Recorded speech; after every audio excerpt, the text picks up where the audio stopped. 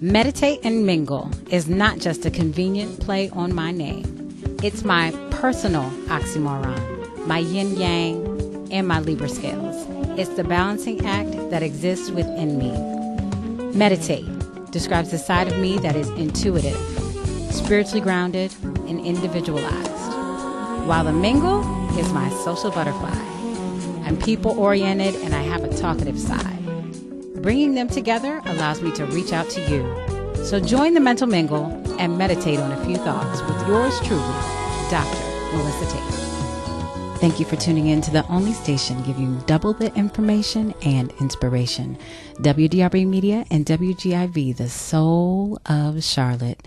This is Meditate and Mingle, and I'm your host, Dr. Melissa Tate, aka Ms. Meditate and Mingle. Today I get to stand on my soapbox a little bit.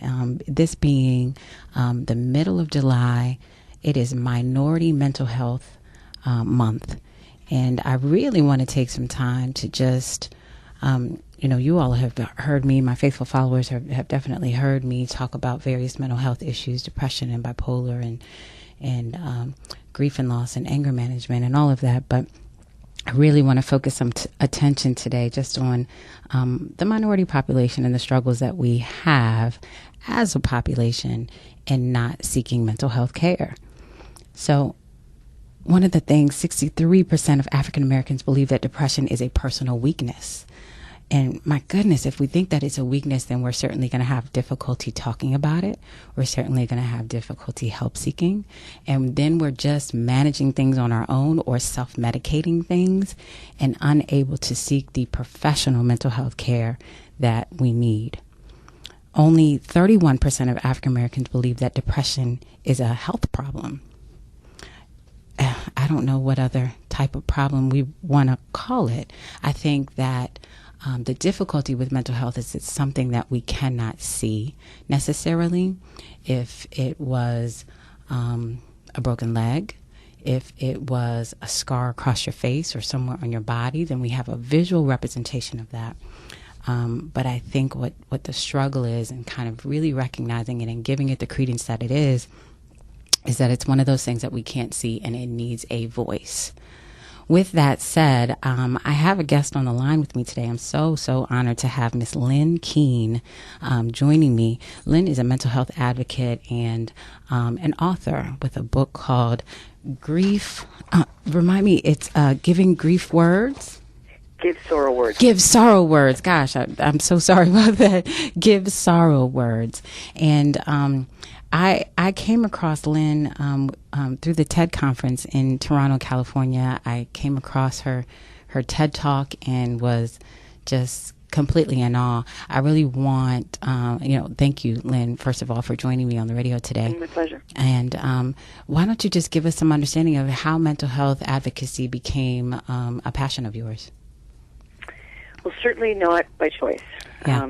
In the spring of 2009, my fabulous and wonderful 23-year-old son took his life at away from our home, actually at our cottage just north of us. And I'm actually living in Toronto, just outside of Toronto, Canada. Okay. But it was, for our family, it was as if a bomb had been dropped in the middle of our lives. Yeah. Because certainly we had no awareness that Daniel was suffering to the degree that he was. Mm-hmm. But we had no understanding that the behavioral changes, even some of the physical changes that we had noticed in the years leading up to his suicide, were, part and parcel of a person that was suffering with a catastrophic depression. And ultimately, as you alluded to before, the stigma that's associated with it is just,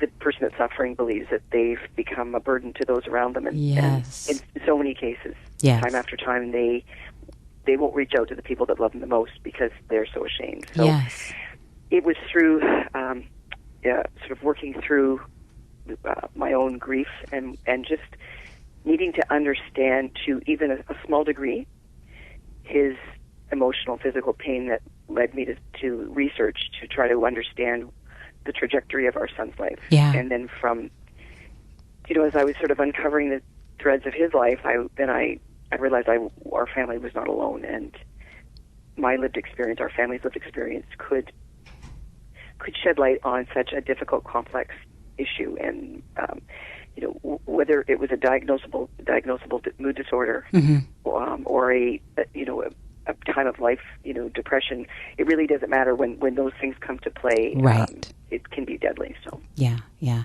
and I think I think you make a good point. Is sometimes embarrassment and shame. What I'm finding in just even in my research is 38% of people are reporting that they feel embarrassed or ashamed, and therefore are not seeking treatment.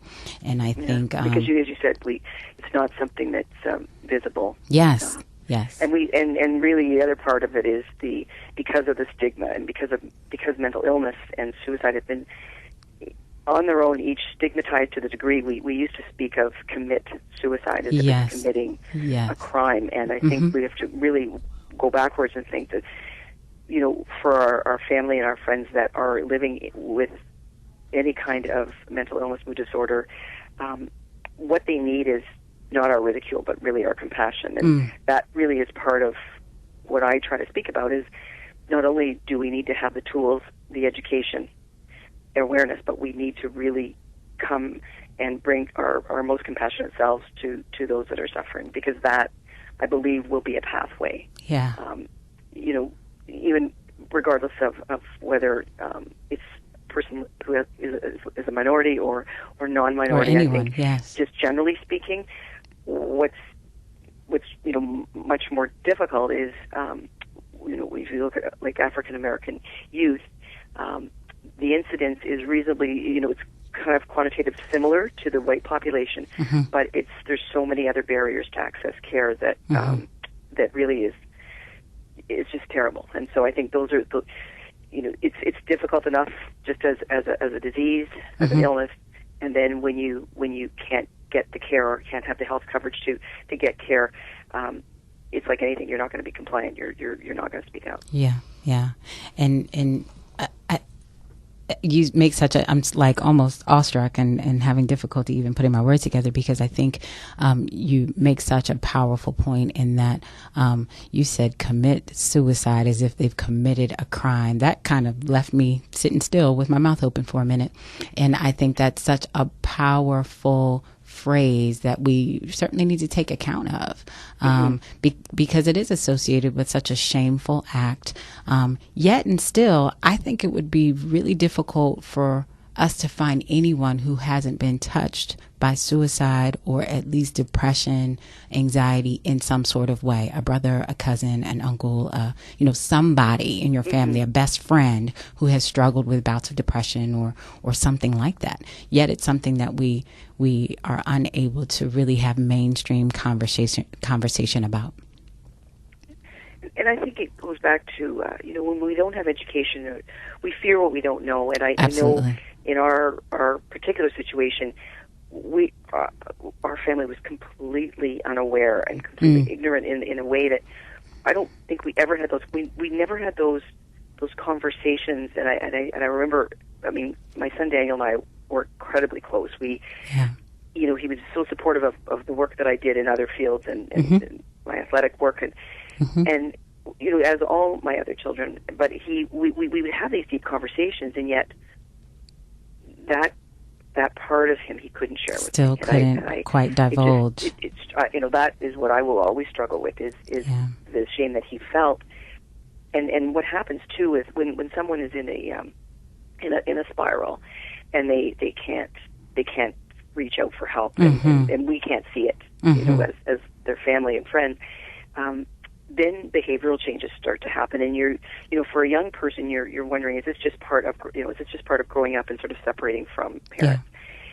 Yeah. And then you add drinking and behavior that just isn't typical, and those kinds of things that we were beginning to see more on a regular basis. We certainly spoke to him about those instances. The things that you saw, sure. We see, but again, as a family, we never connected that to a larger issue. Yes, ma'am. Daniel also grew up with anaphylaxis, life-threatening food allergies, and asthma. That was never so. Chronic health conditions are also a precursor to adult depression. something that, our family physician really, we never really spoke about. But when I went back to the research, all of those things, life experience, genetics, epigenetics, chronic health conditions, addictions, binge drinking, they all feed into that horrible the underlying state mental that a person will find themselves in, and all of a sudden it's not that they want to end their life, they just can't deal with the pain anymore. So I could begin to understand why, but I can never accept it, but I can understand. Sure. And I think that allows me, and again, our sadness too is that we, in our son's darkest time, rather than say, you can do this, like you can get on with it and be a cheerleader, we should have done deeper to realize that this was so much more complex than we understood. Yes, I certainly find in my private practice that some young folks are coming in, and they come in under the guidelines of, I'm struggling a little bit in school, or I'm having difficulty concentrating, or I'm feeling a little bit anxious. It's kind of, more of a mainstream, generalized, conversation. And then once I have very individual conversations with them, I'm able to recognize the symptoms that they haven't put two and two together, that no, this is more than I'm having difficulty concentrating during school. This is also, I'm not sleeping at night. I have no energy or motivation to do things I used to enjoy.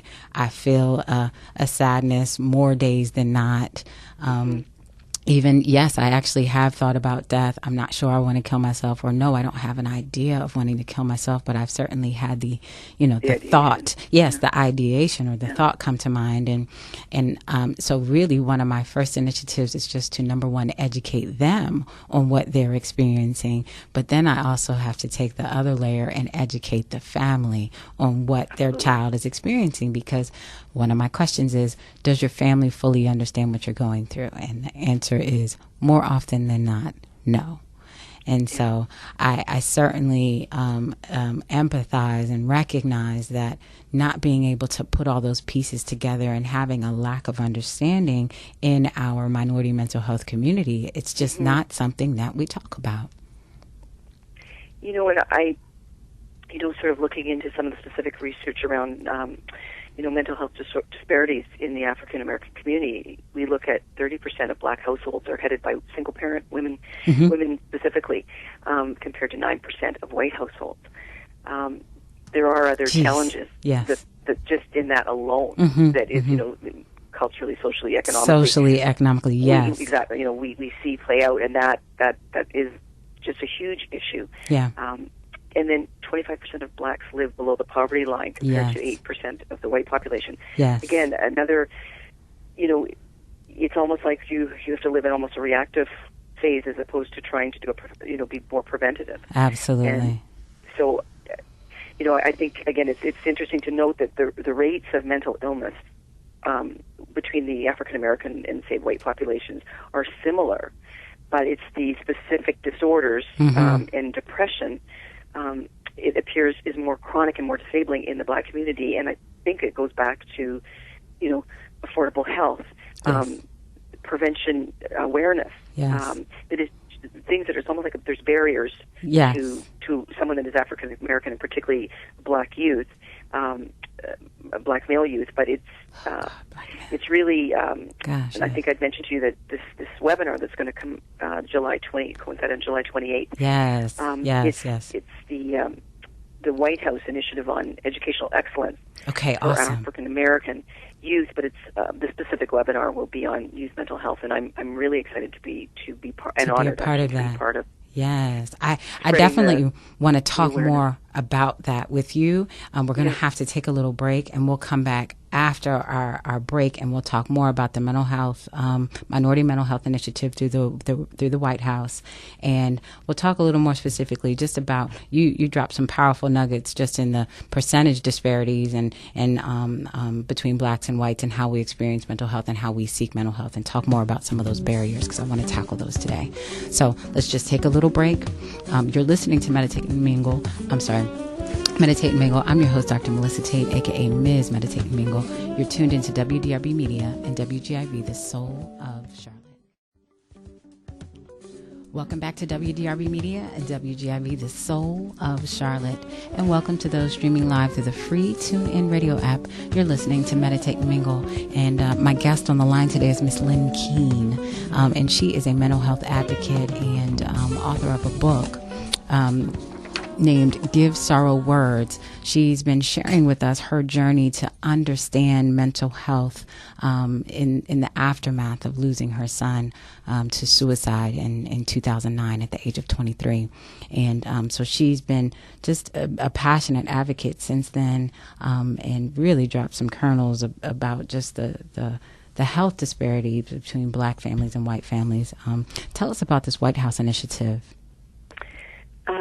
So, on July 28th, I guess in reference to the National Minority Mental Health Month, the White House has struck an initiative, and it's under the umbrella of the Educational Excellence for African Americans. Mm-hmm. And it's a webinar, and I think there's about 6 panelists on it, and we'll do our own short presentations. But I think that the key to this webinar is to amplify the voices of members of the African American community, yes, and also provide a forum to share stories, our personal stories, and through the lived experience, we can always take away something that we didn't know before, and mm-hmm. I'm very very honored to be part of the panel. Yeah, that sounds really powerful. I know we talked a little bit about some of the barriers that we think that might be keeping minorities from receiving health care. What are some of those that you think are really profound from your perspective? We've talked already about just a lack of knowledge and a lack of understanding,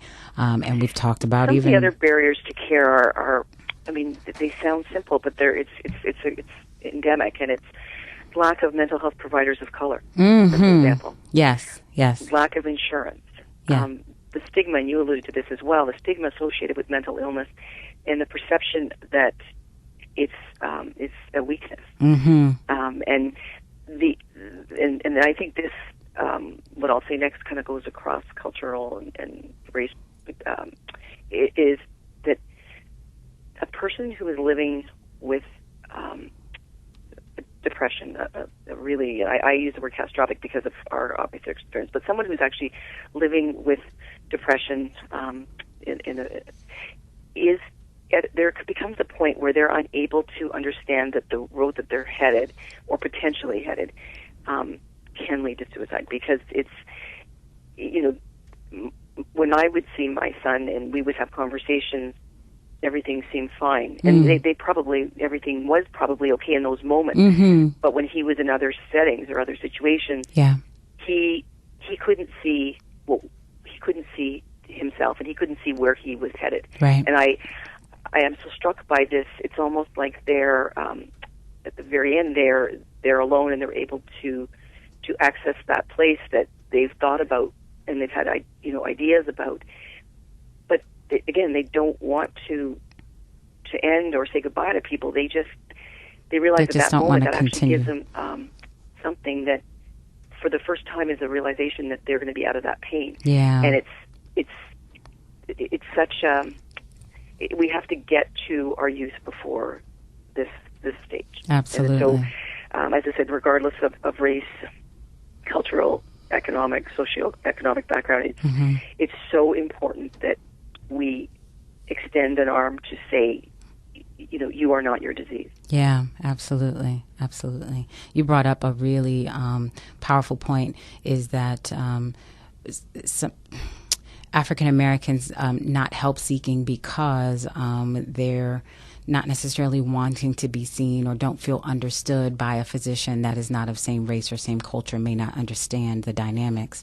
Right. And there's a distrust of the health system, I think, absolutely. just generally, and I think it goes to that as well. Absolutely. Yes, right? They don't absolutely. we don't see ourselves all the time. And there's a distrust, and where we start there, I have no understanding. But I think I think things will change, and we see young African American doctors and educated, going through the system and being able to support in all different ways. Yeah. But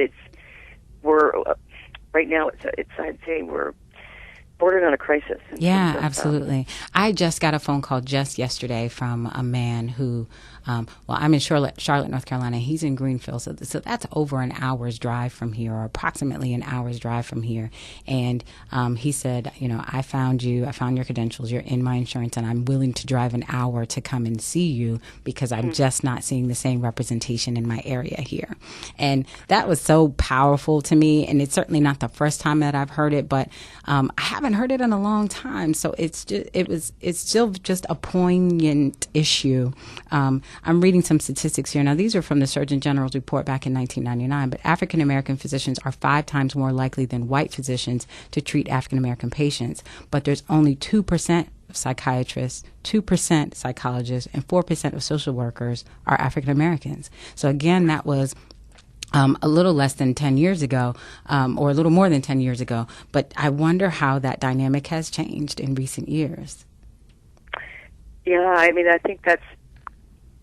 think it's there, but I think also in terms, I think as I said before, I think the numbers of professionals in psychiatry and in social work, I think they're only going to grow, but I think at the rate of that we're seeing young people particularly, and just people in the African American community suffering with mental illness is greater. Yeah. And I think the other thing we haven't really brought up today was race-based trauma. Yes. And I think with the things that we've all witnessed in the last several years, acute, post-traumatic stress syndrome, and just that feeling that you're less worthy than someone else, and I think that sort of all feeds into that you're not as worthy. You have shame, or you.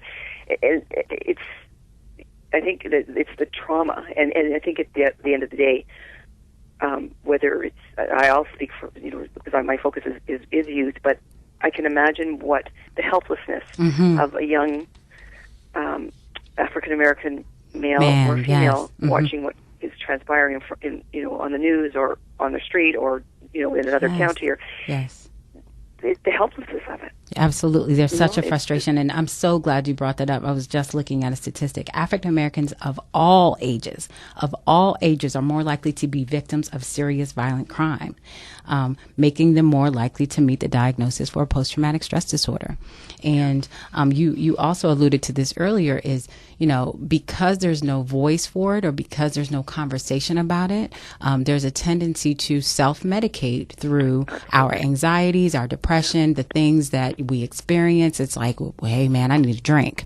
And, as a stress reliever, and that becomes a layered issue. So not only do we have depression and bipolar or anxiety, you're then drinking and masking your symptoms with the drinking behaviors. And I really can't count how many times someone has come into my office saying, I'm drinking a little bit too much, only to figure out that there is an underlying issue that they are self-medicating. Yeah. I think, and, I think even also just the emotional feeling of these racially biased attacks. Oh my gosh, yes. There's an impact there that I don't even think the researchers won't even it'll be 10 years down the road when we see the fallout from what is occurring in our society. Absolutely. And I think that has its own set of may even be something that the psychiatric field and the suicide researchers will sort of be able to look at. But I think we're right in the midst of something that is. Yeah. It's a very different. I guess maybe there's always been layers of that. Yes. Growing up and understanding different things, but I think now we have a name. We can call it a diagnosable issue. And, absolutely. But as you say, the whole idea around self-medication is. That was the beginning of the slide for my son. Was his first year at university. He was struggling. He couldn't tell us. Yeah.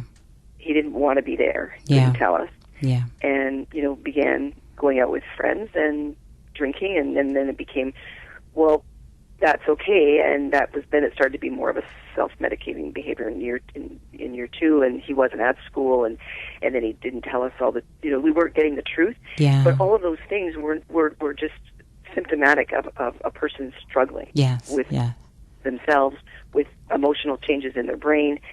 It wasn't the son that we knew, but but we couldn't. None of us could help what we couldn't see. Yeah, and it's as I say, we're all the same at some point, regardless of what we look like. And absolutely. I think that when the important thing is we get to people, we get to our young people before that point. Wow.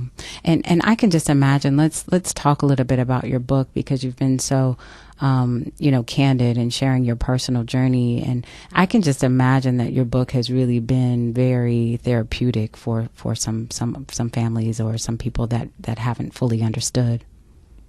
Yeah, I mean, I the journey with the book was really just started out as a letter. I wrote, our counselor really encouraged me to write to Daniel because we spoke so much. We were always in communication, Daniel and I, and I needed to say things that I'd never be able to really say to him, but I had to get them through me, and so I started writing letters. And then, as I said, when the letters got too hard to write, I put them aside and just started connecting with professionals in psychiatry and in suicide research to try to, again, as I said before, just try to understand the parts of the puzzle that we just weren't able to put together while he was alive. Yeah.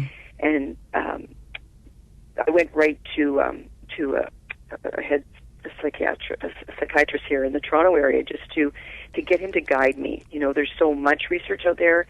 He was fabulous, Dr. Roger McIntyre out of University of Toronto. And I think when the book was finished, it actually was more of a literary memoir. So very nice. I think what people have told me is because it's a story and not necessarily self-help or a bunch research, of so heavy research, that people could actually follow it as just a story. Yeah. They could come with me and follow our family life, which I always thought was pretty good. Yeah. It had, like we all have moments, but there was the connection is this just very ordinary family. And I think people identify with that. And so that's the story. But the very last part, the last chapter is a chapter dedicated to Daniel's